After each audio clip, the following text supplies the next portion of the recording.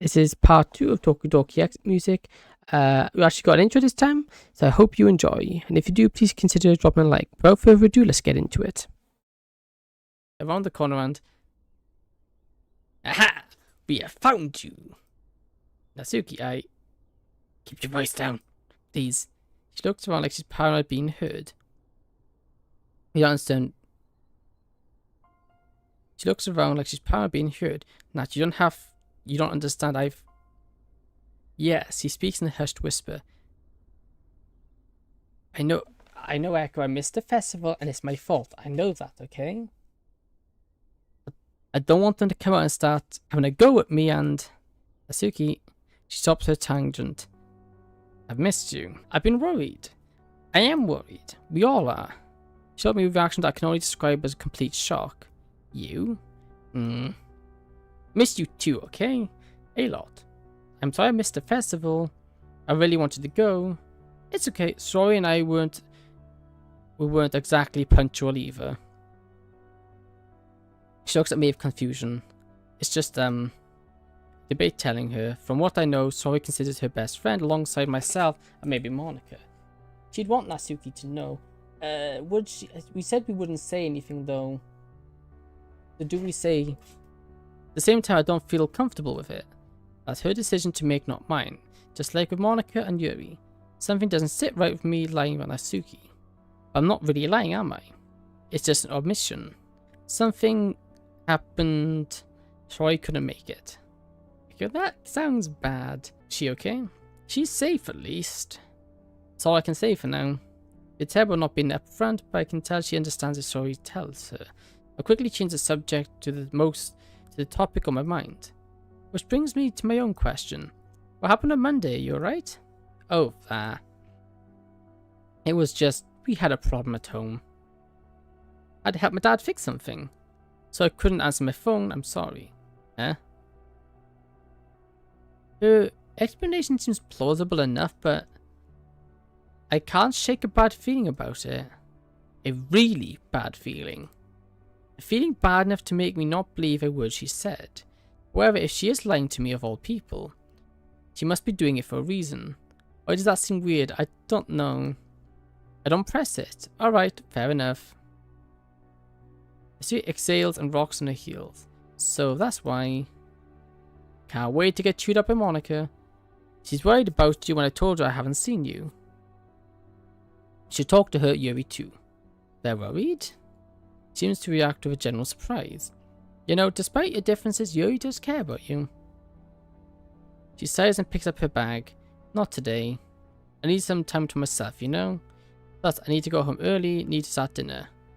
Oh, alright. I'll see you tomorrow, though, okay? Promise? I promise. She gives me a weak but honest smile. Alright, get going. Don't let me hold you up. Doesn't she hate her dad? I believe so, yeah. She waves and walks down the hallway. I start to head back to the club room. Before around the corner, I look back. I see her at the stair glancing back at me. I hold up my hand. She does the same before heading down the stairs. I sign and head down to the club. As disappointed as I am that I didn't spend more time with her, she's safe. She's alive. Why is that the first thing I think of when I see her again? I really need to calm down somehow. Well, at least there you are. Where were you? Oh, caught off guard from worrying with my own thoughts. Bathroom. Okay. Well, I was just about to say we've ended the club early today. Yuri's already headed home. I'll try and call Natsuki again later this evening. Just in case the others show up tomorrow, I'd like you two to write poems if you can. Maybe you could help. Who knows?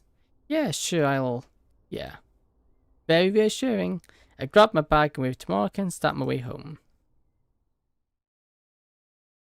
As I finish off the last scraps of my dinner, I feel my phone buzz from inside my pocket. Looks like our love interest in that. Yeah, seems that way. Scanning a dirty plate in the dishwasher first, I pull it out and check the notification. A text from Sayori. Several of them, in fact. Okay. Hey Echo, I won't be able to call tonight because I'm going to sleep soon, but I wanted to message you to let you know I'm doing better. You're right, the people here are talking are taking really good care of me. They've given me some meds. I was really scared at first, but I think they're gonna help. I'm sorry for doubting you when you said this would be the best thing for me. By the way, they said I can probably come home on Thursday, so that's a good thing. I'll call you tomorrow if I can, after school and club stuff. Good night, Echo. Sayori, yeah. Despite this good news, I feel a familiar cramping sting. She's being medicated now? I've heard stories about people taking stuff like that online. What if she completely changes? What if it doesn't even work? What if she attempts again? What am I kidding? I already know the answer. I'll fail her just like before. I'll fail her. I run the sink and splash the water on my face. No, I'll fail her and she'll be dead. And it'll be my fault. I can't bear the thought of her being alone, treated only by pills and encouraging words. I have an urge to run to the hospital right next to her, making sure it's safe. I want to see her happy again, be the Sayori I've known for so long. But I can only see her stronger. Why has that happened to me? I've never felt this way before. Constantly on edge. Overthinking, overreacting to news I should be happy about. Deep and terrible worry whenever I have the slightest bad thought. I can't keep going like this. My hands are trembling. I send a message back to Sayori. Good to hear you're doing better. See you soon. See you soon. If I'm not admitted myself first. I drag myself upstairs and collapse onto my bed. These past couple of days have left me completely drained. I'm not surprised. I can't bring myself to do much of anything other than worry and sleep. Of the heavy toll of this day has taken on me, sleep takes me. You want to see that again? Yeah, same here. Wednesday, the 27th of September. Yeah, B, okay. Man, I'm over my head here. Given how quickly my classes are moving, missing 2 days of school has taken a toll on my studies. I have a lot of catching up to do. I can hardly focus on what the teacher is saying. It all seems so trivial given what's happened to Sayori and Natsuki. Perhaps I'm worrying about nothing. Sayori may very well be seriously improving. Maybe Natsuki is telling me the truth and I'm just paranoid. Regardless, one thing's for certain. I'm slowly becoming a nervous wreck. Fantastic. My already dwindling focus runs out completely. All that on my mind is a sense of foreboding doom and the anxiety of an uncertain future. The lesson from hell mercifully ends at the last bell rings. Just like that, I'm brought back to reality. Hastily check my materials into my bag. I'm the first one out of the door. Following the now familiar route to the club, I weave through the crowd of students making their way to the staircase. As I come up to the final band, I hear Monica conveying with someone. Under my pace, I wait by the corner to not interrupt. A stroke? That's awful, I'm sorry. Yeah, we were all pretty upset. Our whole family was there. She's doing much better now, though. What? That's completely different from what she told me yesterday. Between this and her evasion behavior, I have no idea what's going on. Why would she lie to me? Or Monica? Or both? Was it something I did? Hey, Echo. Natsuki waves at me and heads into the club room, beckoning me to follow. At the end of the hear Monica and Yuri already engaged in a conversation about something. Sounds like they're talking about a book Yuri's been reading. Move past and head straight into the windowsill, our usual spot. She yanks in the open closet and starts fishing around for the Parfait Girl collection. I hold back. Stroke? Really? I feel a little sick. She's hiding something that much is clear, but what?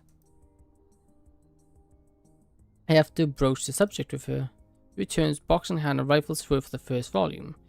I quickly spot it and pull it from the box. We slouch down and sit against the wall. Well, looks like we're finally through the first volume. And it only took us a week. Yeah. No, only 11 more parts. I can hardly contain my excitement. Hey. Tsugas lightly punches my arm, retaliating for my remark. Oh, come on. I like Parfait Girls, really. I know you do. You wouldn't have bothered sitting or reading through it if you didn't. I think I'd be pretty much anxious at anything of Natsuki's company. Anyway, I lean forward and shift the box towards me.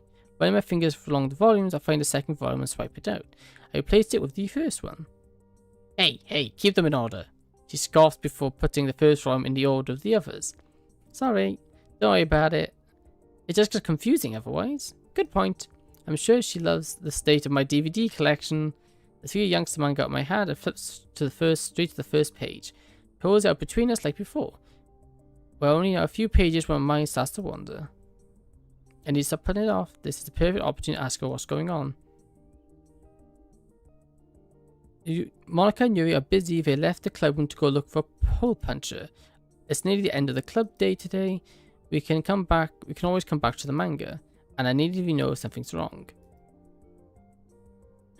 YOLO, I'll ask her now. Natsuki. Yeah? I overheard you talking to Monica earlier. Mentioned someone in your family had a stroke, so you couldn't make it to the festival. Before you say anything, I don't care about the festival. I'm not mad at you, it's just... That's not what you told me, and... Something going on. Echo. Got it. Monica swings the door open, waving the hole puncher around like a trophy. Yuri falls behind her, carrying a box full of lined paper. She sets it down on the desk. Natsuki sighs before whispering to me. Not here. We're founting outside. I nod. She stands up, stretching for a moment. I follow, stiffing the second volume. Faye goes back into the box. Should I bring this outside of me? Maybe just in case she wants to read. I can tell she's upset. Maybe having the books there will help take some pressure off her. I head to the bottom. Monica turns her attention to me. Hey, Echo. Hey. Monica ushers me over as Natsuki heads straight out the club room door. Monica's eyes follow hers. The expression changes to a familiar monarchy. Already? We still have 5 minutes left. Her head drops down, now facing towards the floor. I can't tell if out of confusion, sadness, or disappointment. Probably all three. None of this has been fair to her, admittedly. I feel terrible for keeping her out of the loop. It's clear doing a number on her emotions, but if it's for the best. Monica takes 2 swift breaths, lifts her head back up and shrugs. Well, it's not the end of the world. Just wish we could stay longer. I need to fill her in on the poem activity. Actually, you two are pretty close, right? Can you let her know I'm trying to get the club back in the swing of writing poems? Yeah, I'll text her. Great, thank you. Also, I know you won't say what happened, but how is Sayori doing? I talked to her last night. She's doing much better. That's great to hear. Just remind her we all care about her, okay? No worries, I will. She smiles at me. Oh, don't worry, I'll let you go now. I grab the parfait environment before heading towards the clubroom door. Shouts after me one more time. Just don't forget about the poems. I won't. See you tomorrow. Finally, I weave through the hallways, make my way down to the double doors leading to the courtyard. I spot Natsuki straight away, sitting alone on one of the benches in front of the fountain. Head over and take a seat next to her, setting the manga down next to me. Hey, this is cool. That's cool. So, Natsuki doesn't respond, just stares blankly ahead. Natsuki? No response. Would you rather not talk about it? Should we just... I take second form parfait girls out of the book. Waiting for the papers, I tried to look at the page we left off on. Hey, what page were we on? I remembered something about a cafe scene.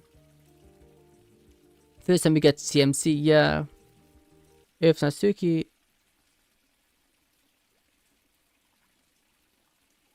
What a drop. My dad hurts me. Oh. Almost every day.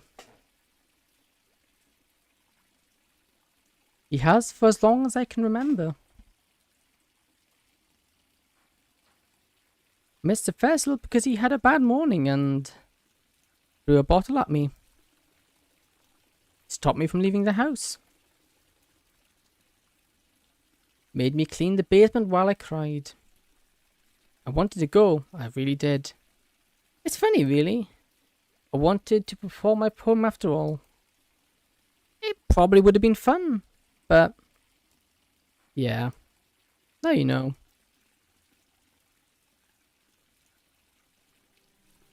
I already am thinking I pull her close into warm embrace.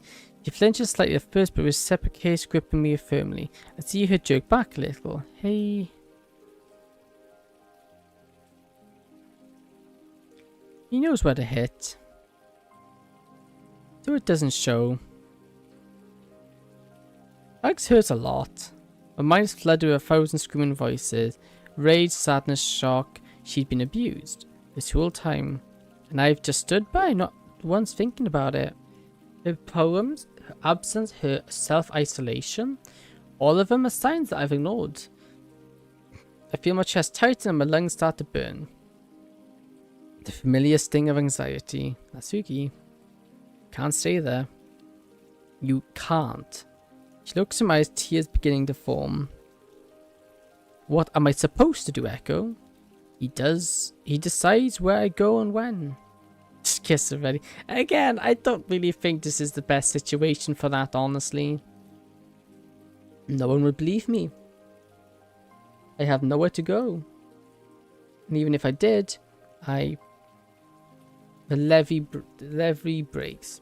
She pulls herself into me, her tears staining my shirt. Between sobs, she's barely able to choke out a sentence. Echo, I can't live like this anymore. I don't know what I can do. I have an extra room. You'd be safe. This probably won't be a permanent solution, but it'll get you away for long enough for us to do something about it. About him. Just need a way out. And you need it now. Wipes the tears from her eyes, shaking her head. You know I can't do that. I don't want to be a burden to you. Besides, you would never let me go, no matter what. He'll never let me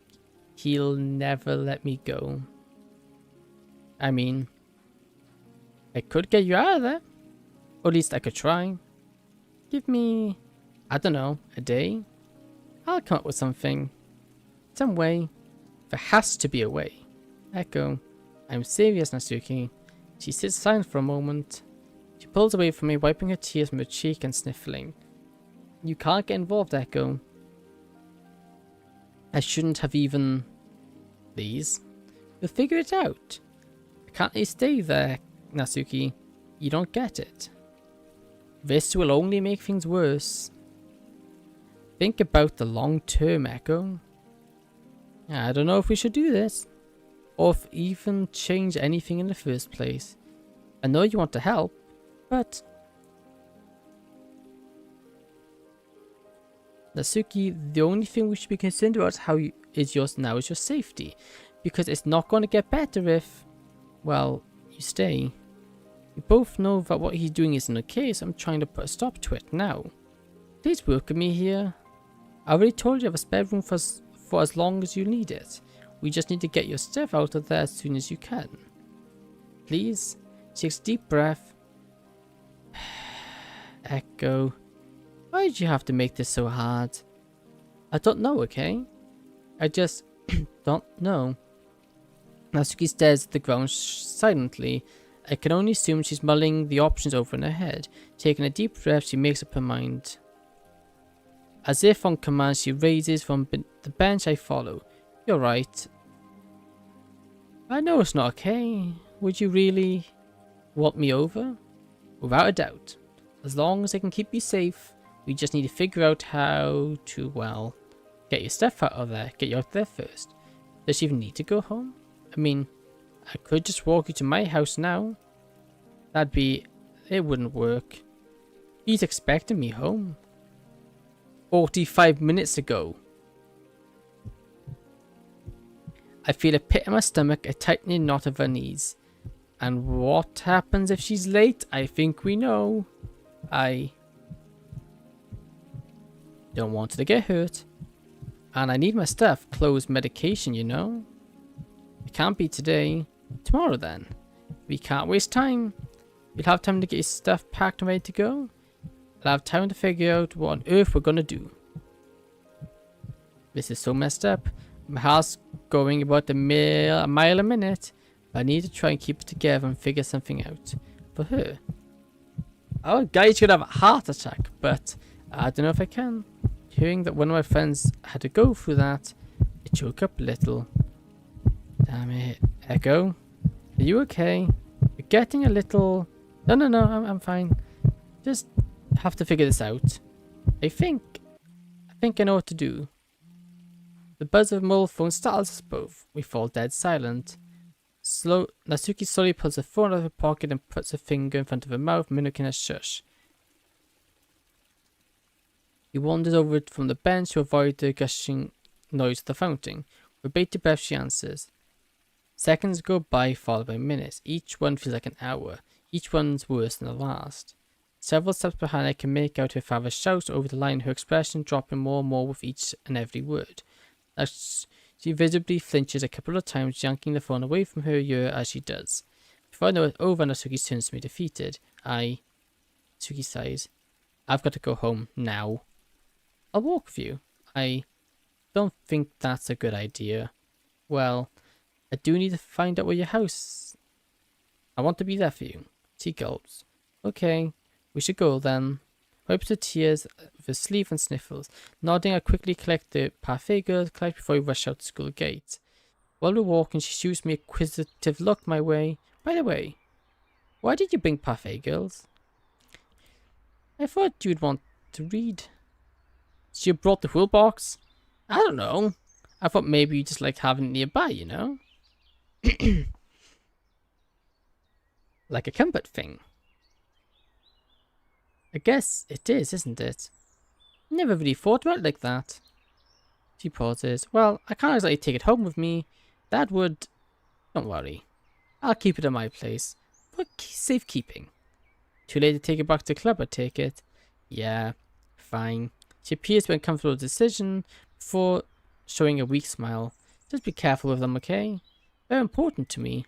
Of course. We step out into the sidewalk outside the school gate, Natsuki leading the way.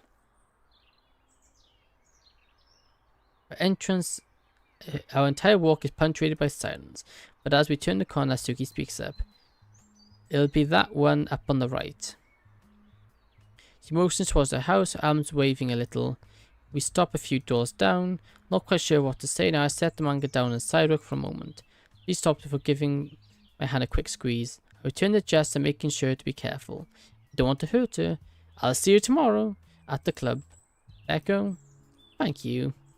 She whispers, her voice shaking. That must have taken her a lot to say. It's okay. I try to reassure her, but I can't even reassure myself. She releases me from her grip. I think it's best you hold back here. An easier nod and wait a few doors down. Natsuki continues on ahead, clutching her backpack. As she approaches the house, her head cranes up. A gruffled voice calls down to her, telling her to get inside. A pang of dread shoots through my body as I quickly hide behind a nearby gate. I hope he didn't see me. Who knows what would happen if he did. Peeking behind the fence, I quickly get a look at Natsuki's father. A heavily built man in what looks like his late 40s, his posture, skin tone and muscles suggests a life of manual labour. He's up on the balcony taking a final drag from a slit cigarette. He carelessly flicks the near finished butt over the edge of the balcony, landing somewhere in the street. The man promptly turns away, yanking the door open. Wow, let's just run. That would be sensible. I hear a crash. That made me flinch. I hear a crash as he slams it behind him. I see chances one last final glance my way. I raise my hand and I wave goodbye. She raises her hand, shouldering her bag in the posture. However, she immediately jerks forward as the door to the house opens and she slowly walks in. And like that, Natsuki's gone. I feel awful, but there's no way around leaving her here for just a night. Regardless, what's done is done. I need to get home, if only to figure out my next move. Speaking of, I whip out my phone and snap a photo of Natsuki's place. So I have something concrete to form a plan with. With nothing else to do, I pick up Parfait Girls and turn around to begin the trek home. I think we all feel awful, yeah. The music is amazing though.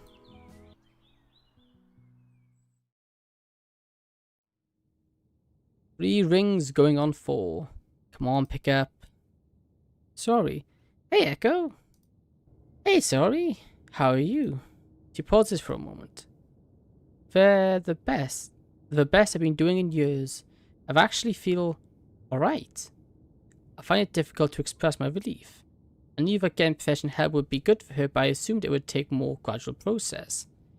Honestly, I'm really happy for you, Sayori. Thank you, Echo. I don't have to stay here anymore. Mum's on her way to pick me up, so I'll be back tomorrow. Oh, nice. Oh, I forgot. The doctor said I can probably go to school tomorrow if I wanted. That's great. Just remember, you don't have to come to the club if you don't want to. No, I do. I really do. I love the club. Besides, I'm the vice president. Can't just shirk my responsibilities like that. She almost acting like her normal self. It's honestly terrifying how she was on Monday compared to now. It seems like she just wants to move past what happened. On one hand, I'm all for trying to create a more positive environment for her. On the other hand, I guess if you really want to. You want to walk to school with me? Of course I do, Echo. Like always. Alright, I'll see you tomorrow then. See you tomorrow. Don't forget about your alarm. I won't. Bye. She hangs up. I sighed and set my phone down on the counter. I just hope Troy didn't notice that I wasn't all there. I'm exhausted by what happened today. I'm unable to really express anything. However, I'm generally relieved to hear she seems to be improving. Hopefully tomorrow I won't be too much for her. I picked myself a simple dinner, which I quickly scarfed down before tossing the dishes in the sink. I should wash them, but I don't have the energy to do that right now. I'll do them later. Right now, the only thing on my mind is Natsuki. I sit on my bed trying to drown out my thoughts by scrolling aimlessly through my phone. It's not working. Sorry, safe at least. That's one worry off the table for right now. And Natsuki. Well, where do I begin? Her own father beating and berating her?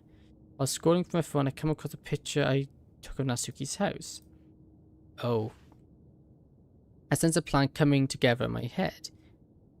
I may well have a way to get her out if I zoom on the picture, inspecting it meticulously. I think I know exactly what to do. Exiting out of my gallery, I strike a text to Natsuki. I frantically type out my instructions for her step by step. However, my eyes are drawn to our old text conversation from when we were planning for her to visit Sunday. I can't help but notice how happy she was to come over. Should I have seen the problem then? Come to think of it, before that day, I've never seen Natsuki truly excited before. Man, how long has this been going on? I finished typing out the plan and send my message. I just hope she's okay. Thank you for watching part 2 of Doki X music. If you made it all the way to the end, thank you very much. If you like what you saw, please consider liking and subscribing, as that would help push this video out to even more people. And if you really want to go beyond, a comment would be amazing. Anyway, thank you for watching and hope to see you in the next one.